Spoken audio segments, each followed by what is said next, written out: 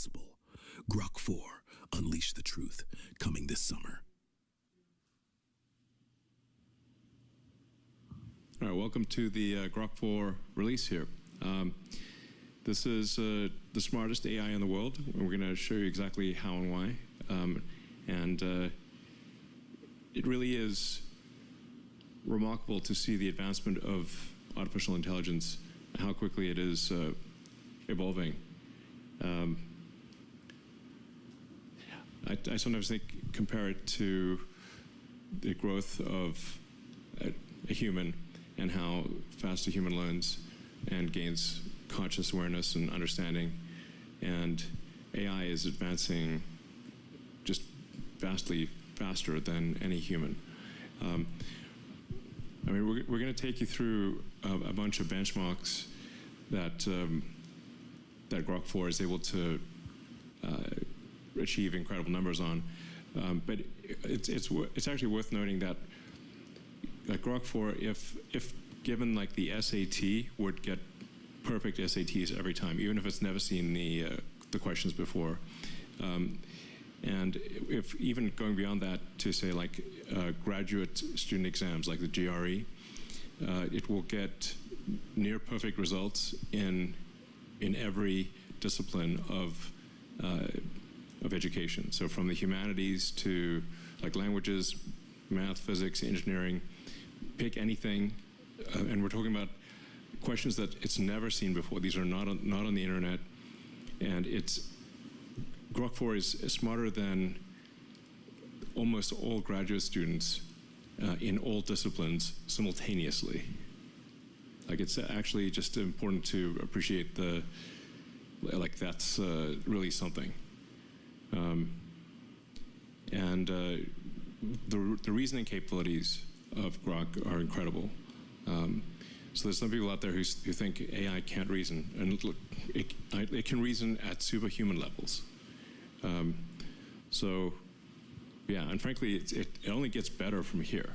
So we'll take you through the Grok 4 release, and show you like the pace of progress here. I guess the first part is like in terms of the training, we're going from Grok 2 to Grok 3 to Grok 4. We've essentially increased the training by an order of magnitude in each case. So it's 100 times more training than Grok 2, and that's only going to increase. So it's frankly, I mean, I don't know. In some ways, a little terrifying, but the growth of intelligence here is remarkable. Yes. It's important to realize there are two types of training compute. One is the pre-training compute. That's from Grok 2 to Grok 3. But from Grok 3 to Grok 4, we're actually putting a lot of compute in reasoning in RL. Yeah, and just like you said, this is literally the fastest moving field. And Grok 2 is like the high school student by today's standard. If we look back in the last 12 months, Grok 2 was only a concept. We didn't even have Grok 2 12 months ago. And then by training Grok 2, that was the first time we scale up like the pre-training. We realized that if you actually do the data ablation really carefully, and the infra, and also the algorithm, we can actually push the pre-training quite a lot by amount of 10x to make the model the best pre-trained base model. And that's why we built Colossus, the world's supercomputer with 100,000 H100. And then with the best pre-trained model, and we realized if you can collect these verifiable outcome reward, you can actually train this model to start thinking from the first principle, start to reason, correct its own mistakes. And that's where the Grok 3 reasoning comes from. And today we ask the question, what happens if you take the expansion of the Colossus with all 200,000 GPUs, put all these into RL, 10x more compute than any of the models out there on reinforcement learning, unprecedented scale, what's going to happen? So this is the story of Grok 4, and Tony share some insight with the audience. Yeah. So yeah, let's just talk about how smart Grok 4 is. So I guess we can start discussing this benchmark called Humanities Last Exam. And this benchmark is a very, very challenging benchmark. every single problem is curated by subject matter experts. It's in total 2,500 problems, and it consists of many different subjects: mathematics, natural sciences, engineering, and also all the humanities subjects. So essentially, when it was first released, actually like earlier this year, most of the models out there can only get single-digit accuracy on this benchmark. Yeah, so we can look at some of those examples. So there is this mathematical problem, which is about natural transformations in category theory. And there's this organic chemistry problem that talks about electrocyclic reactions. And also there's this linguistic problem that tries to ask you about distinguishing between closed and open syllabus from a Hebrew source text. So you can see also it's a very wide range of problems. And every single problem is PhD or even advanced research level problems. Yeah, I mean, there are no humans that can actually answer these, can get a good score. I mean, if you actually say, like, any given human, what's the best that any human could score? I mean, I'd say maybe 5% optimistically. Yeah. So this is much harder than what any human can do. It's incredibly difficult, and you can see from the types of questions. Like, you might be incredible in linguistics or mathematics or chemistry or physics or any one of a number of subjects, but you're not going to be at a postgrad level in everything. And Grok 4 is a postgrad level in everything. Like, it's just, some of these things are just worth repeating. Like, Grok 4 is postgraduate, like PhD level in everything. Better than PhD, but like most PhDs would fail. So it's better that said, I mean, at least with respect to academic questions, I want to just emphasize this point. With respect to academic questions, Grok 4 is better than PhD level in every subject, no exceptions.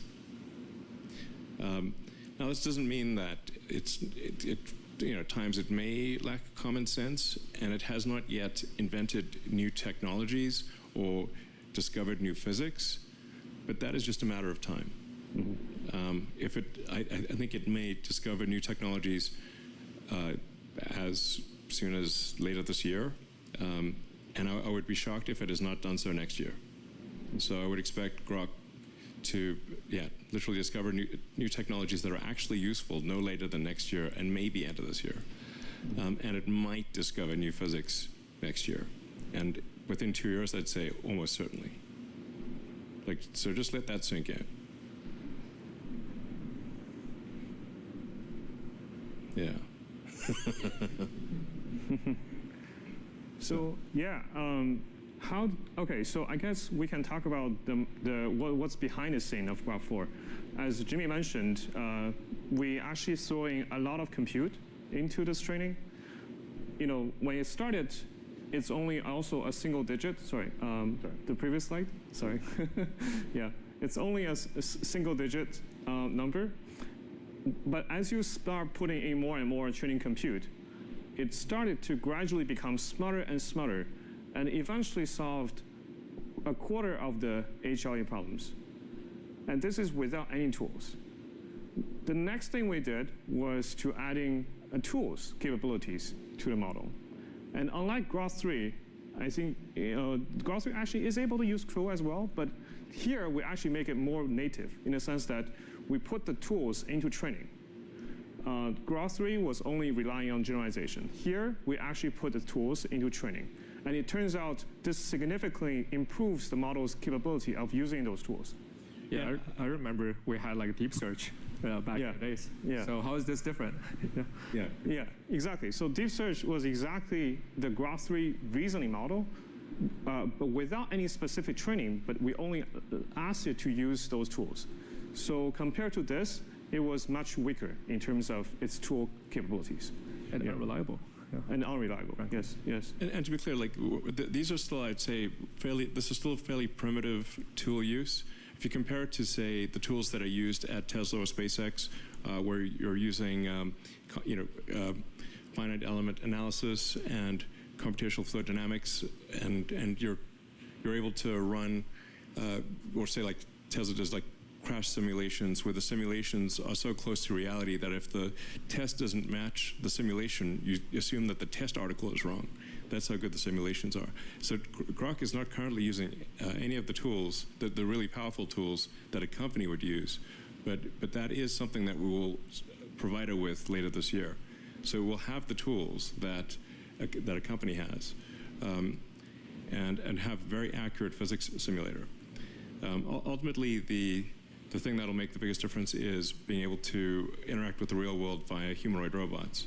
So you combine sort of Grok with Optimus, and it can actually interact with the real world and figure out it can formulate an hypothesis and then confirm if that hypothesis is true or not. So we're really, I think about like where we are today. We're at the beginning of an immense intelligence explosion. We're in the intelligence Big Bang right now, and we're at the most interesting time to be alive of any time in history. Yeah. Now that said, we need to make sure that the AI is a good AI, good Grok.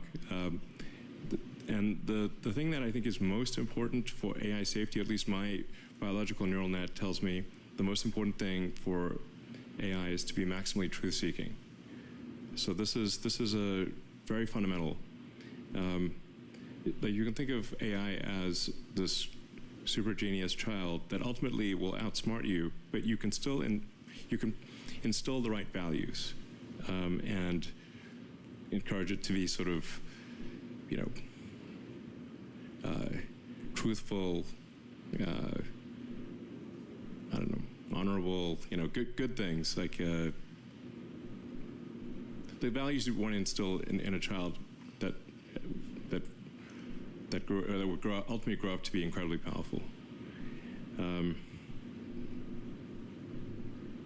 Yeah. So yeah, so this is really, I'd say, we say tools. These are still primitive tools, not the kind of tools that serious commercial companies use. But we will provide it with those tools, and I think it will be able to solve, with those tools, real-world technology problems. In fact, I'm certain of it. It's just a question of how long it takes. Yes, exactly. So is it just compute all you need, Tony? Sorry? Is it just compute all you need at this point? Well, you need compute plus the right tools, and then ultimately to be able to interact with the physical world. Yes. And then, we'll effectively have an economy that is, well, ultimately an economy that is thousands of times bigger than our current economy, or maybe millions of times. I mean, if you think of civilization as percentage completion of the Kardashev scale, where Kardashev 1 is using all the energy output of a planet, and Kardashev 2 is using all the energy output of a sun, and 3 is all the energy output of a galaxy. We're only, in my opinion, probably like closer to 1% of Kardashev 1 than we are to 10%. So, like maybe a point or 1 or 2% of Kardashev 1. So we will get to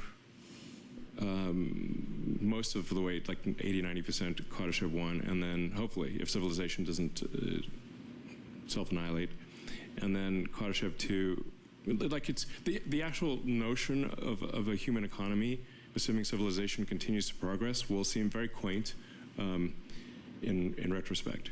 It will seem like sort of cavemen throwing sticks into a fire level of economy compared to what the future will hold. I mean, it's very exciting. I mean, I've been at times kind of worried about, like, well, is this seems like it's somewhat unnerving to have intelligence created that is far greater than our own. And will this be bad or good for humanity? It's like I think it'll be good. Most likely it'll be good. Yeah. Yeah. But I somewhat reconciled myself to the fact that even if it wasn't going to be good, I'd at least like to be alive to see it happen. So, yeah. So, actually, one yeah, I think one technical problem that we still need to solve, besides just compute, is how do we unblock the data bottleneck?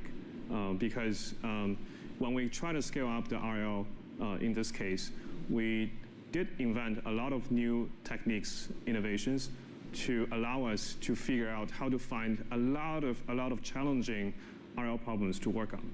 It's not just the problem itself needs to be challenging, but also it needs to be, you also need to have like a reliable signal to tell the model, you did it wrong, you did it right. This is the sort of the principle of reinforcement learning. And as the models get smarter and smarter, the number of cool problems or challenging problems will be less and less. Yeah. So it's going to be a new type of challenge that we need to surpass besides just compute. Yeah.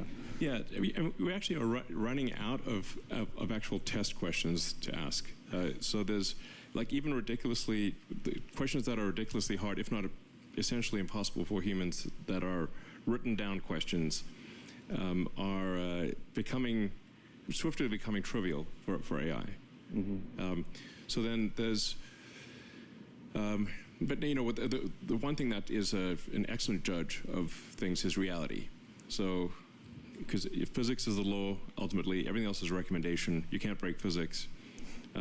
So the ultimate test, I think, for whether an AI is the ultimate reasoning test is reality. Yes. So you invent a new technology, like say improve the design of a car or a rocket, or create a new medication. Mm-hmm.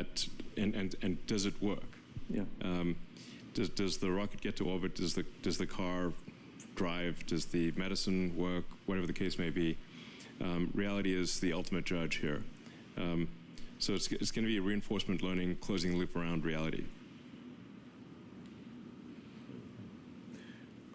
We asked the question, how do we even go further? So actually, we are thinking about now, with single agent, we're able to solve 40% of the problem.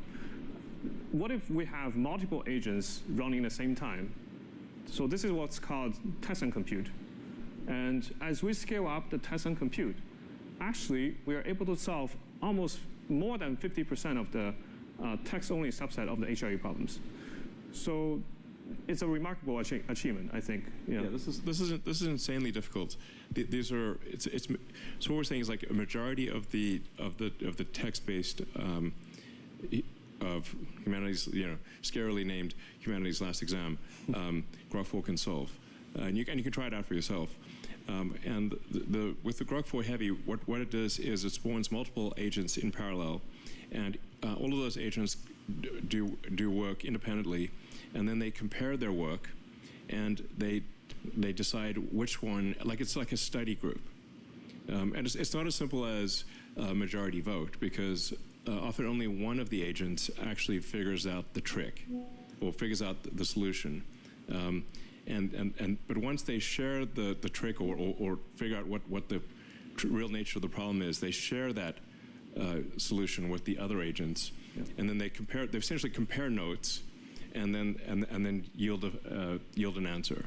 Yeah. So that's the heavy part of Grok 4, yeah. is where you scale up the test time compute by roughly an order of magnitude, have multiple agents tackle the task, and then they compare their work, and they put forward what they think is the best result.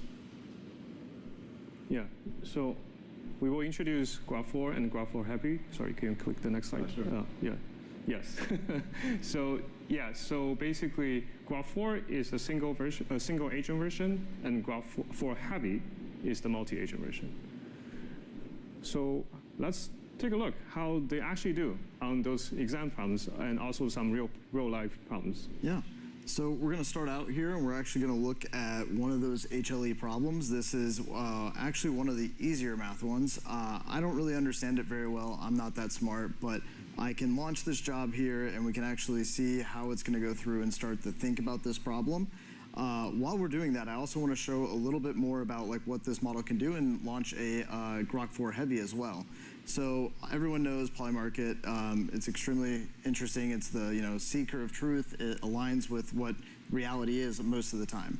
And with Grok, what we're actually looking at is being able to see how we can try to take these markets and see if we can predict the future as well. So as we're letting this run, we'll see how Grok 4 Heavy goes about predicting the World Series odds for like the current teams in the MLB. And while we're waiting for these to process, we're going to pass it over to Eric, and he's going to show you an example of his. Yeah.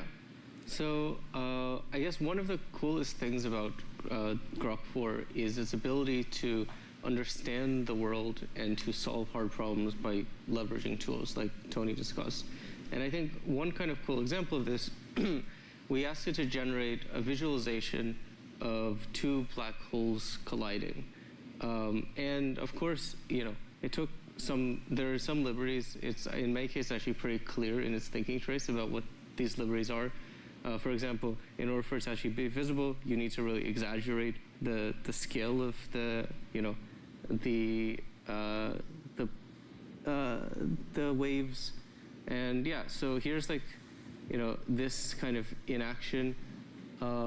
It exaggerates the scale in like multiple ways. It drops off a bit less in terms of amplitude over distance, and but yeah, we can kind of see the basic effects that are actually like correct. It starts with the in spiral, it merges, and then you have the ring down, and like this is basically largely correct.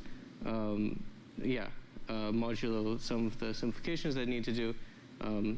It's actually quite explicit about this.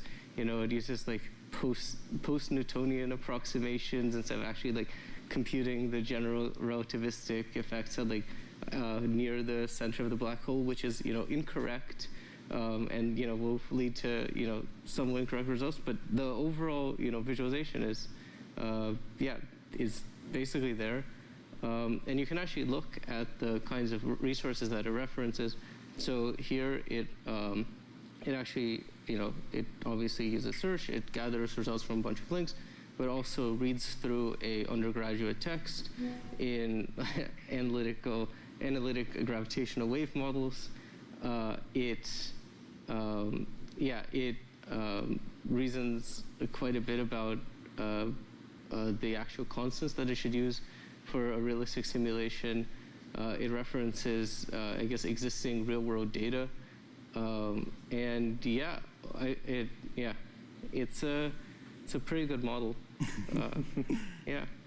But like actually going forward, we can give it the same model that physicists use, so it can run the same level of compute that so leading physics researchers are using, and give you a physics accurate black hole simulation. Exactly.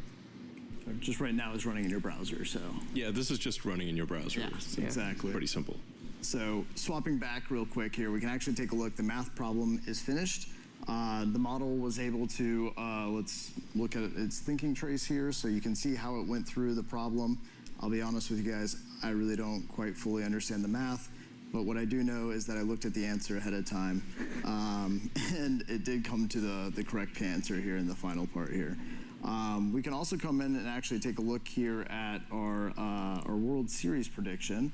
And it's still thinking through on this one, but we can actually try some other stuff as well. So we can actually like try some of the X integrations that we did. So we worked very heavily on working with all of our X tools and building out a really great X experience. So we can actually ask, the model, find me the XAI employee that has the weirdest profile photo. So that's going to go off and start that, and then we can actually try out, let's create a timeline based on X post detailing the changes in the scores over time, and we can see all the conversation that was taking place at that time as well. So we can see who are the announcing scores and like what was the reactions at those times as well. So we'll let that go through here and process. And if we go back to this was the Greg Yang photo here. So if we scroll through here, whoops. So Greg Yang, of course, who has his favorite photograph that he has on his account. That's actually not how he looks like in real life, by the way, just so you're aware, but it is quite funny. But it had to understand that question. Yeah. Which is that's the wild part. It's like, it understands what is a weird photo. What is a weird photo? Yeah. What is a less or more weird photo? It goes through, it has to find all the team members, has to figure out who we all are. It, Right. You know, searches This X. is without access to the internal XAI personnel logs. No. It's literally looking at just at the internet. Exactly. So you could say like the weirdest of any company. Yeah. To be clear. Exactly. And we can also take a look here at the question here for the humanities last exam. So it is still researching all of the historical scores, but it will have that final answer here soon. But we can, while it's finishing up, we can take a look at one of the ones that we set up here a second ago. And we can see, like, you know, it finds the date that, like, Dan Hendricks had initially announced it. We can go through, we can see, you know, OpenAI announcing their score back in February. And we can see, you know, as progress happens with like Gemini, we can see like Kimi, and we can also even see, you know, the leaked benchmarks of what people are saying is, you know, if it's right, it's going to be pretty impressive. So pretty cool. So yeah, I'm looking forward to seeing how everybody uses these tools and gets the most value out of them. Yeah, it's been great. Yeah, and we're going to close the loop around usefulness as well. So it's like, it's not just book smart, but actually practically smart. Exactly. All right.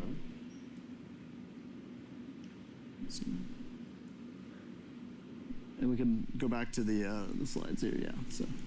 Cool. So we actually evaluate also on the multi-model subset. So on the full set, this is the number on the HLE exam.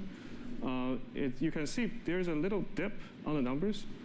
This is actually something we're improving on, which is the multi-model understanding capabilities. But I do believe in a very short time, we're able to really improve and got much higher numbers on this, even higher numbers on this benchmark. Yeah. Yeah, this is the, we still like, you see like what is the biggest weakness of Grok currently is that it's sort of partially blind. It can't, its image understanding, obviously, and its image generation needs to be a lot better. And that's actually being trained right now. So Grok 4 is based on version 6 of our foundation model, and we are training version 7, which will complete in a few weeks. And that'll address the weakness on the vision side. Mm-hmm. And just to show off this last here, so the prediction market finished here with a heavy, and we can see here, we can see all the tools and the process it used to actually go through and find the right answer. So it browsed a lot of odds sites. It calculated its own odds comparing to the market to find its own alpha and edge. It walks you through the entire process here, and it calculates the odds of the winner being like the Dodgers, and it gives them a 21.6% chance of winning this year. So, and it took approximately 4.5 minutes to compute. Yeah, that's a lot of thinking. Yeah.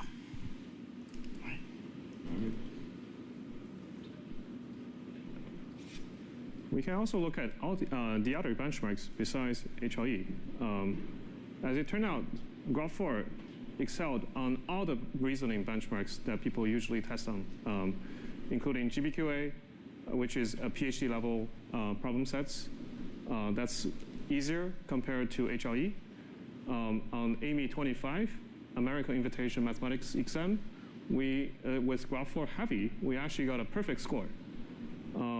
Also on some of the coding benchmark called Live Coding Bench, and also on HMMT, Harvard Math, MIT exam, and also USAMO. You can see actually on all of those benchmarks, we often have a very large leap against the second best model out there. Yeah, I mean, really, we're going to get to the point where it's going to get every answer right in every exam. And where it doesn't get an answer right, it's going to tell you what's wrong with the question. Or if the question is ambiguous, disambiguate the question into answers A, B, and C and tell you what answers A, B, and C would be with a disambiguated question. So the only real test then will be reality. Can it make useful technologies, discover new science, that'll actually be the only thing left, because human tests will simply not be meaningful. Yeah, we need to make an update to HLE very soon, given the current rate of progress. So yeah, it's super cool to see like multiple agents that collaborate with each other, solving really challenging problems. So we're going to try this model. So it turned out it's available right now. If we advance to the next slide, where there is a super Grok Heavy tiers that we're introducing, where you're able to access to both Grok 4 and Grok 4 Heavy, where you're actually going to be the taskmaster of a bunch of little Grok research agents to help you, become smarter, do all the little research, and save hours of time of, going through mundane tasks. And it's available right now. Yeah. So we did limit usage during the demo, so it didn't break the demo, because all this stuff is happening live. So there's nothing canned about any of the tests that we're doing. So after the demo is done, we'll enable more subscribers for Super Grok. So if you can't subscribe right now, just try in half an hour. It should work. Okay. And now let's get into voice. Great. Cool. So many of you have been enjoying our voice mode, and we've been working hard to improve the experience over the past couple months. We have cut latency in half to make it much snappier. And today we're excited to announce a set of new voices that have exceptional naturalness and prosody.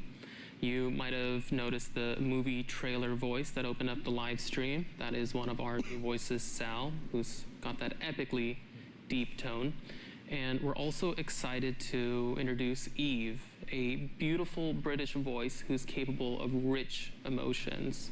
Aman, would you like to introduce Eve? Absolutely. Yeah, let's get into the demo. Hey, Eve. Millions of people are watching us right now. Are you excited? Oh, I'm thrilled, really. It's like being on stage at the Old Vic with a sea of faces out there. Just imagine all those eyes and ears tuned in. It's a proper buzz, isn't it? What do you reckon we should chat about to keep this lot entertained? We have a lot to talk about, but I'll be honest, I'm feeling a little nervous. Can you whisper something soothing to calm me down? Take a deep breath, love. You've got this. It's just you and me, having a quiet chat, like we're tucked away in a cozy corner of a Yorkshire pub. The world's just a murmur out there. Feel that calm wash over you. Let's keep talking, nice and easy. What's on your mind? You know what? I'm actually feeling quite relaxed to try this something crazy. So can you give us an opera on Diet Coke? Oh, an opera on Diet Coke. That's a riot. Picture this, a shimmering silver can, glistening under stage lights. Oh, Diet Coke, thou elixir divine, with bubbles that dance in a sparkling line. Thy crisp, cool kiss on lips so fine. Oh, aspartame, ambrosia, forever mine. How's that for a mad little aria? Want me to belt out another verse or switch up the tune? Okay, let's try switching it up and just start singing. Right then, let's have a go. Oh, silver can, you gleam in the light. Diet Coke, my heart's delight. Okay, I won't touch it. It's very, very poetic. Yeah, thank you. Feeling quite nice now. Cool. So that's Eve. And so something else we do here is a little test each day to check on the natural flow of our conversations against some of our competitors. So we figured, why not try that live on the stream today? Should I start? Hey, I'm going to say a number, and can you say the same number back to me? 1. 1, got it. This is like a fun little game of echo. What's next? 2. Sorry, I said 2. 3. 3. 4. Nice and steady. What's next? 5. 5. Nailed it. This is pretty fun, actually. Feel free to keep going or switch it up if you'd like. Hey, Grok. Hey, Grok. Hello there. How can I help you today? We're going to do a little test. Can you repeat after me? 1, 1. All right. What's next? 2, 2. What's on your mind? 3, 3. Need anything else? 4, 4. How can I assist you? 5. 5. What's next? So as you can see, Grok was snappier. It didn't interrupt me. And the prosody is we've made different design choices. I think we were shooting for something more calm, smooth, more natural, versus something that's more poppy or artificial. So we'll keep improving on these fronts. All right, thanks, guys. Yeah.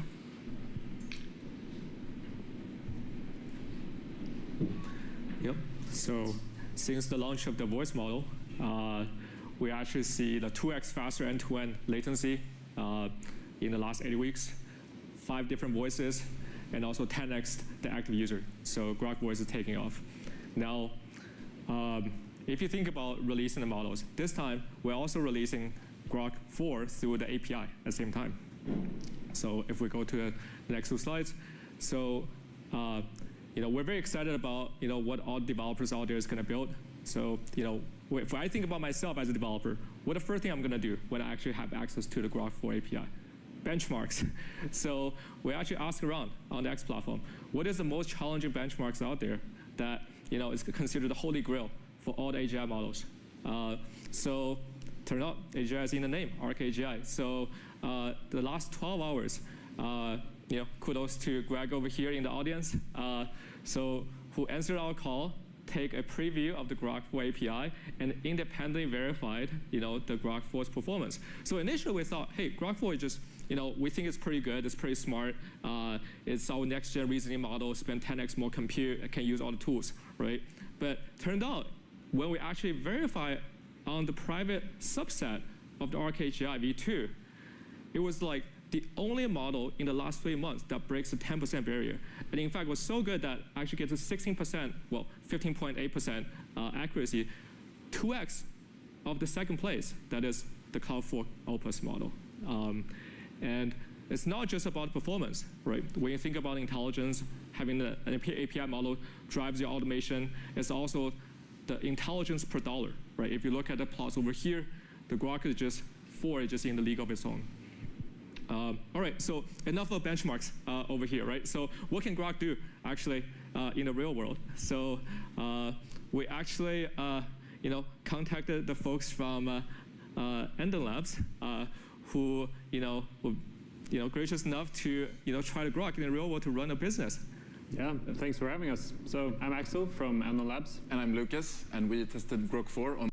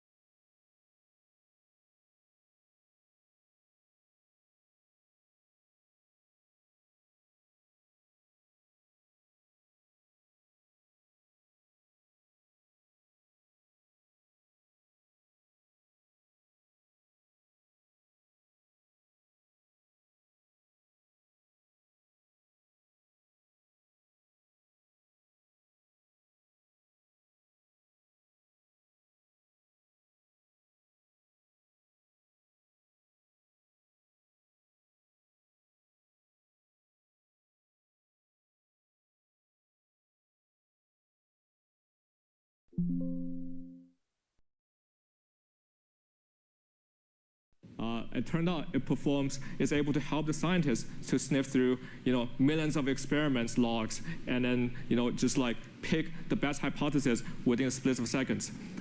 We see this is being used for the CRISPR research, and also, Grok 4 independently evaluated scores as the best model to examine the chest X-ray. Who would know? In the financial sector, we also see, the Grok 4 with access to all the tools, real-time information is actually one of the most popular AIs out there. So, our Grok 4 is also going to be available on the hyperscalers. So the XAI enterprise sector is only, started 2 months ago, and we're open for business. So the other thing, we talked a lot about, having Grok to make games, video games. So Danny is actually a video game designer on X. So, we mentioned, hey, who want to try out some Grok 4 preview APIs to make games? And Danny answered the call. So this was actually just made first-person shooting game in the span of 4 hours.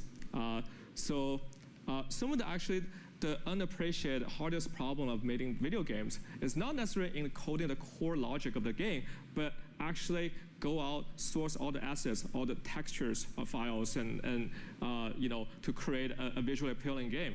So one of the core aspects Grok 4 does really well with all the tools out there is actually able to automate these asset sourcing capabilities. So the developers can just focus on the core development itself rather than so now you can run a entire game studios with game of one with one person, and then you can have Grok 4 to go out and source all those assets, do all the mundane tasks for you. Yeah. Now the next step obviously is for Grok to be able to play the game. So it has to have very good video understanding, so it can play the games and interact with the games and actually assess whether a game is fun and actually have good judgment for whether a game is fun or not. So with version 7 of our foundation model, which finishes training this month, and then we'll go through post-training RL and whatnot, that will have excellent video understanding. And with the video understanding and improved tool use, for example, for video games, you'd want to use Unreal Engine or Unity or one of the main graphics engines, and then generate the art, apply it to a 3D model, and then create an executable that someone can run on a PC or a console or a phone. We expect that to happen probably this year, and if not this year, certainly next year. So that's it's going to be wild. I would expect the first really good AI video game to be next year. And probably the first half hour of watchable TV this year, and probably the first watchable AI movie next year. Things are really moving at an incredible pace. Yeah, when Grok is 10xing the world economy with vending machines, it would just create video games for humans. Yeah, I mean, it went from not being able to do any of this really even 6 months ago. That's right. to what you're seeing before you here, and from very primitive a year ago to making a sort of a 3D video game with a few hours of prompting. Yep. I mean, yeah, just to recap, so in today's live stream, we introduced the most powerful, most intelligent AI models out there that can actually reason from the first principle using all the tools, do all the research, go on the journey for 10 minutes, come back with the most correct answer for you. So it's kind of crazy to think about, just like 4 months ago, we had Grok 3, and now we already have Grok 4. And we're going to continue to accelerate as a company, XAI. We're going to be the fastest moving AGI companies out there. So what's coming next is that we're going to continue developing the model that's not just intelligent, smart, think for a really long time, spend a lot of compute, but having a model that actually both fast and smart is going to be the core focus, right? So if you think about what are the applications out there that can really benefit from all those very intelligent, fast, and smart models, and coding is actually one of them. Yeah, so the team is currently working very heavily on coding models. I think right now the main focus is we actually trained recently a specialized coding model, which is going to be both fast and smart. And I believe we can share with that model with you guys, with all of you in a few weeks. Yeah, that's very exciting. And the second after coding is we all see the weakness of Grok 4 is the multimodal capability. So in fact, it was so bad that Grok effectively just like looking at the world, squinting through the glass, and like see all the blurry features and trying to make sense of it. The most immediate improvement we're going to see with the next generation pre-trained model is that we're going to see a step function improvement on the model's capability in terms of the image understanding, video understanding, and audios. Right? It's now the model is able to hear and see the world just like any of you. Right? And now with all the tools at its command, with all the other agents it can talk to, so we're going to see a huge unlock for many different application layers. After the multimodal agents, what's going to come after is the video generation, and we believe that at the end of the day, it should just be pixel in, pixel out, and imagine a world where you have this infinite scroll of content in inventory on the X platform, where not only you can actually watch these generated videos, but able to intervene, create your own adventures. The future's going to be wild.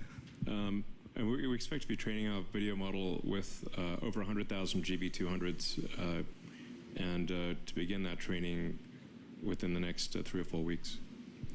So we're confident it's going to be pretty spectacular in video generation and video understanding. So let's see.